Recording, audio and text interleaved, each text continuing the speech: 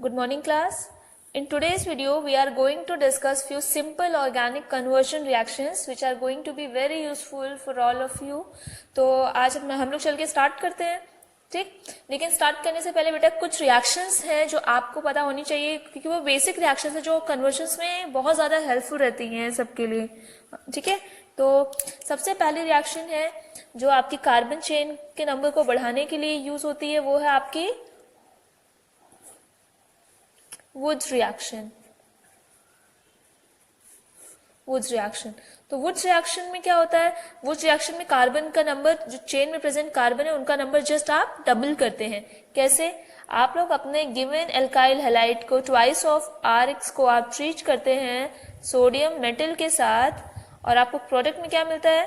Product में आपको मिलता है, आप ये रिएक्शन कैरी आउट होता है इन the presence of dry ether, and आपको प्रोडक्ट में मिलते हैं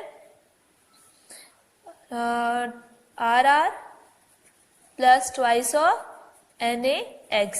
तो इसका एक एग्जाम्पल लेते हैं, जैसे फॉर एग्जाम्पल अगर हम लोग लें CH3Cl twice of CH3Cl plus twice of Na in the presence of dry ether, in the presence of dry ether, तो हमें क्या मिलेगा? यहाँ पे हमें मिलेगा CH3 along with twice of NaCl, ठीक है। तो देखिए हमारे रिएक्टेंट में तो एक कार्बन था, लेकिन जो प्रोडक्ट हमें मिला, प्रोडक्ट में हमारे कितने कार्बन से? टोटल 2 कार्बन से। तो कार्बन का नंबर डबल करने के लिए यूज हो रहा है, एसेंट ऑफ सीरीज की रिएक्शन है। इसी उसमें कैटेगरी में सेकेंड रिएक्शन आती है जिसमें कार्बन का नंबर आपका इंक्रीज होता है बाय 1, वो है आपकी सब्स्टिट्यूशन बाय साइनो ग्रुप, ठीक है। तो यहाँ पे हम लोग क्या करते हैं, रिएक्शन विद KCN, किसका रिएक्शन होता है? Reaction of RX, alkyl halide का रिएक्शन होता है विद KCN।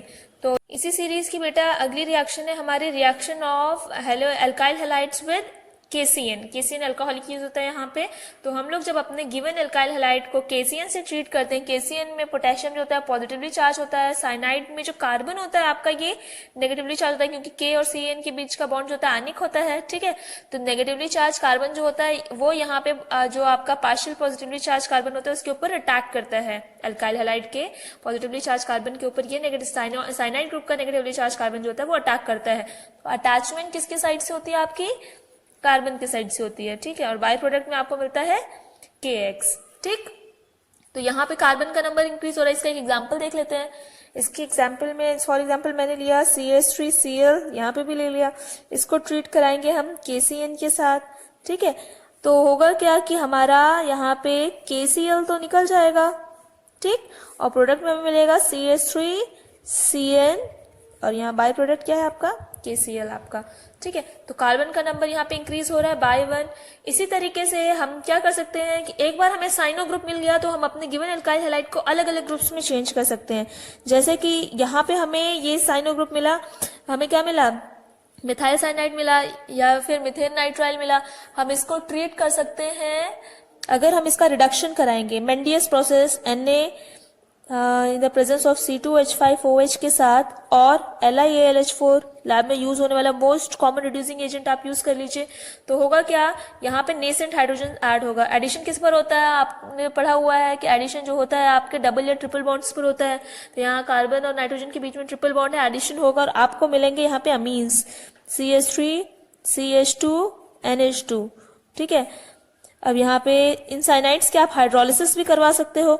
हाइड्रोलिसिस पार्शियल होती है, हाइड्रोलिसिस कंप्लीट होती है आपकी, ठीक है। तो 2 तरीके की आप हाइड्रोलिसिस करवा सकते हो, ठीक है। पार्शियल आप हाइड्रोलिसिस करवाओगे तो पार्शियल हाइड्रोलिसिस होती है कॉन्क HCl प्लस वाटर की प्रेजेंस में, ठीक है। और यहाँ पे प्रोडक्ट मिलता है आपको, अमाइड्स मिलते हैं CH3CONH2, ठीक है।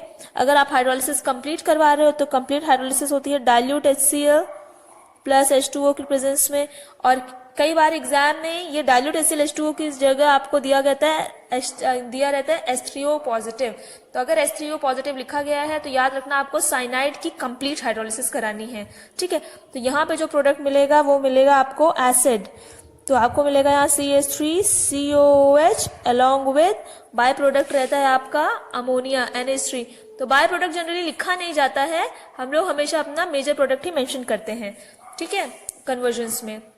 ठीक, तो हमने देखा कि यहाँ पे हम सिंगल कार्बन वाले रिएक्टेंट से किस तरीके से 2 कार्बन वाले कंपाउंड्स बना रहे हैं और एक फंक्शनल ग्रुप को किस तरीके से हम अलग अलग फंक्शनल ग्रुप्स में चेंज कर रहे हैं। ठीक है, इसी सीरीज में जो हमारी तीसरी रिएक्शन आती है वो है हमारी स्वार्ट्स रिएक्शन। देख लीजिए क्या होती है। स्वार्ट्स रिएक्शन में क्या करते हैं, स्वार्ट्स रिएक्शन जो है हमारी, स्वार्ट्स रिएक्शन जो है, स्वार्ट्स रिएक्शन हमारी एक तरीके की आपकी हैलोजन एक्सचेंज की रिएक्शन है। जैसे फिंकलस्टीन रिएक्शन थी वैसे स्वार्ट्स रिएक्शन है। तो गिवन एल्काइल क्लोराइड, ठीक है, RX लिख ले रहे हैं, जहां की आपका X जो है या तो क्लोरो ग्रुप हो सकता है या तो आपका ब्रोमो ग्रुप हो सकता है। ठीक है, तो गिवन आप एल्काइल क्लोराइड या ब्रोमाइड को हम लोग यहाँ पे चेंज करते हैं, हम गिवन एल्काइल क्लोराइड या ब्रोमाइड को हम लोग चेंज करते हैं एल्काइल फ्लोराइड में, मतलब हमें फ्लोरो एल्केन्स ऑब्टेन होते हैं। कैसे ऑब्टेन होते हैं, हम अपने गिवन हेलो एल्केन को ट्रीट करते हैं by the fluorides of heavy metal like Hg2F2, ठीक है, और किसे ट्रीट कर सकते हैं, SbF5 से ट्रीट कर सकते हैं, या और किसे ट्रीट कर सकते हैं हम लोग AgF से ट्रीट करते हैं, सिल्वर फ्लोराइड से ट्रीट कर सकते हैं। ठीक है, तो आप लोग जब आपके गिवन हेलो एल्केन को ट्रीट करते हो by the fluorides of heavy metals, तो क्या होता है कि हमारा जो गिवन क्लोरो या ब्रोमो ग्रुप है हमारे हेलो एल्केन में, वो आपका सब्स्टिट्यूट हो जाता है बाय फ्लोरो ग्रुप, और यहाँ पे मिल जाता है आपको एल्काइल फ्लोराइड्स। तो गिवन हेलो एल्केन को फ्लोरो एल्केन में चेंज करने के लिए हम लोग स्वार्ट्स रिएक्शन का यूज करते हैं। ठीक है, इसी सीरीज की अगली रिएक्शन है हमारी फिंकलस्टीन रिएक्शन। तो नेक्स्ट रिएक्शन है हमारी कौन सी, फिंकलस्टीन रिएक्शन। ठीक है, फिंकलस्टीन रिएक्शन अगेन ये आपका हैलाइड एक्सचेंज की रिएक्शन है, स्वार्ट्स रिएक्शन। स्वार्ट्स रिएक्शन में हम लोग क्या बनाते हैं, यहाँ पे हम लोग प्रिपरेशन करते हैं किसकी, प्रिपरेशन ऑफ फ्लोरो एल्केन्स की। यहाँ पे हम लोग किसकी प्रिपरेशन करते हैं, प्रिपरेशन करते हैं हम लोग यहाँ पे फ्लोरो एल्केन्स की। ठीक है, रिएक्शन ये भी अगेन हैलाइड एक्सचेंज की रिएक्शन है। ठीक है, इसमें ये हैलाइड एक्सचेंज का मेथड है आपका, इसमें भी हैलोजन का एक्सचेंज होता है। ठीक है, और यहाँ पे किसकी प्रिपरेशन होती है, यहाँ पे होती है प्रिपरेशन हमारे आइडो एल्केन्स की।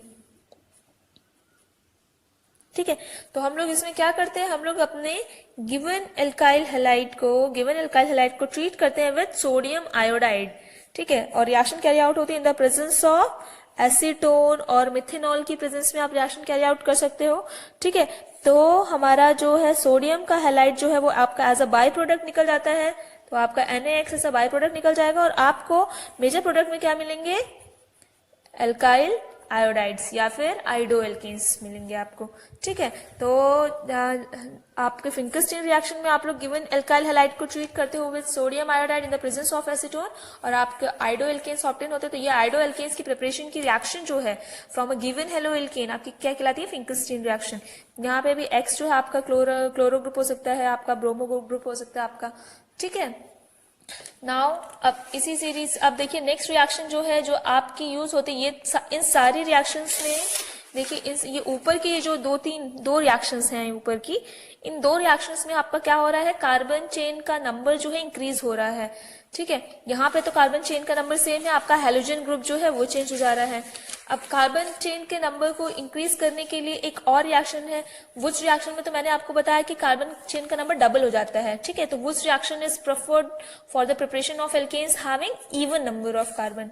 नाउ फॉर एग्जांपल आपको अगर आपको दे दिया इथेन से, इथाइल क्लोराइड से आपको प्रोपेन बनाने को दे दिया, तो कैसे बनाओगे।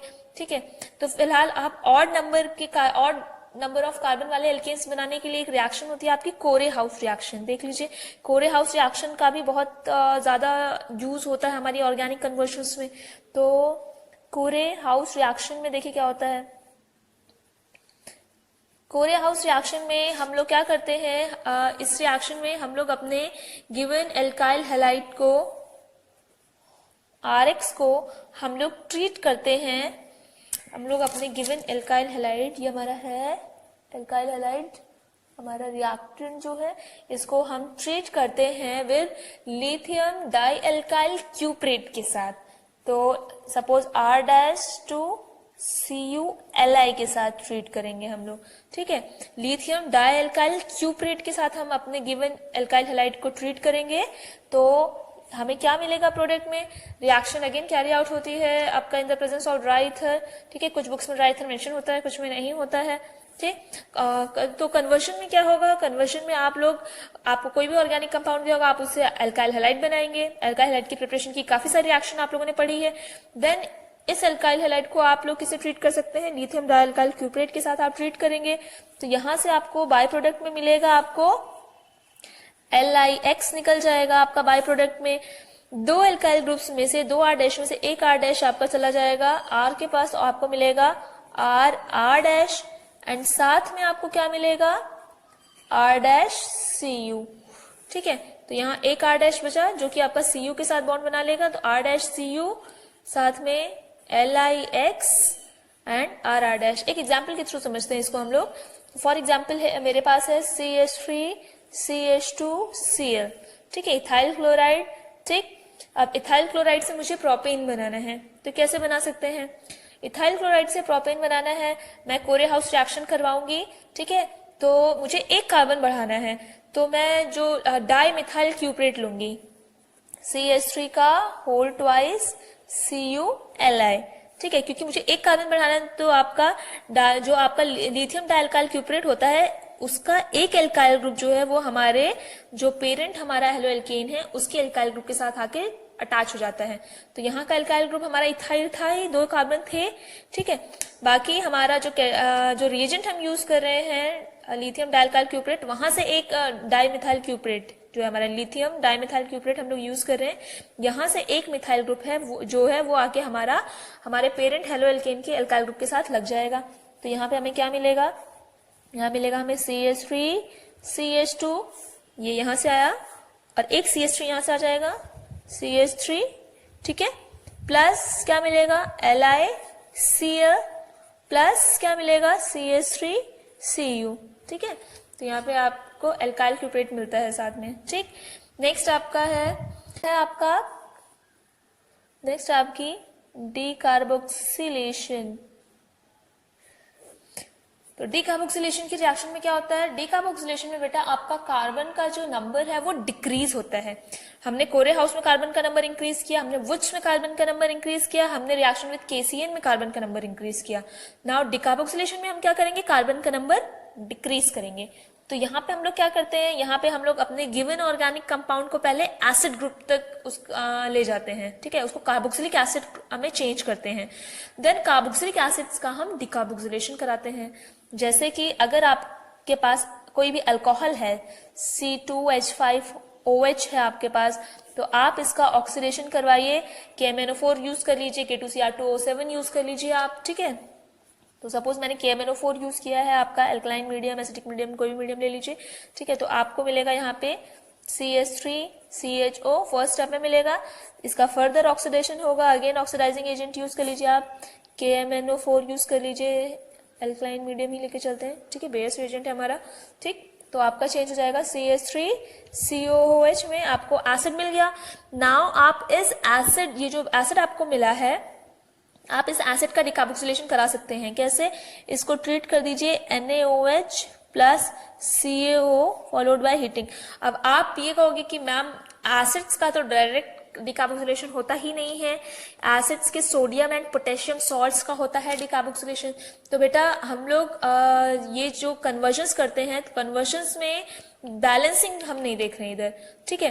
तो कुछ बुक्स में रहता है कि यहाँ पे हमारा twice of NaOH plus COH। Twice of NaOH का मतलब क्या है कि एक NaOH तो इसको सॉल्ट में कन्वर्ट करने के लिए यूज होगा, तो आपको सोडियम एसिटेट मिल जाएगा, और दूसरा NaOH प्लस CaO आपका डिकार्बोक्सिलेशन में यूज होगा। तो यहाँ पे क्या क्या निकलेगा? हम बाय प्रोडक्ट निकाल दे रहे हैं, बाकी सब चीजें वहां से क्लियर हो जाएंगी। तो बाय प्रोडक्ट में हमें हमारा निकलेगा क्या क्या? माइनस Na2CO3 निकल जाएगा हमारा, ठीक है। पहले CH3COH आपका NaOH के साथ रिएक्ट करेगा तो आपका वाटर निकलेगा, ठीक है। आपको मिलेगा CH3CONA, वो CH3CONA आपका वापस से रिएक्ट करेगा NaOH के साथ, तो आपका निकलेगा Na2CO3, ठीक है। ये हमारी हीटिंग है, रिएक्शन आपका हीट की प्रेजेंस में होता है आपका, ठीक है। और आपका जितने कार्बन का आपका एसिड है उससे 1 कार्बन लेस का एल्केन मिलेगा। तो 2 कार्बन वाला एसिड है तो हमें 1 कार्बन वाला एल्केन मिलेगा। तो कौन सा एल्केन मिलेगा? 1 कार्बन वाला एल्केन कौन सा होता है? हमारा मीथेन, ठीक है। अब ये तो हुई कुछ रिएक्शन जो कि हमारे कन्वर्जन्स में बहुत ज्यादा हेल्पफुल रहने वाली हैं। अब इनके बेसिस पे 1-2 कन्वर्जन्स हम बता देते हैं आपको, ठीक है। तो देखिए पहली कन्वर्जन जो है, पहली कन्वर्जन रिएक्शन ले लेते हैं हम, कुछ फ्यू कन्वर्जन्स कर लेते हैं हम लोग।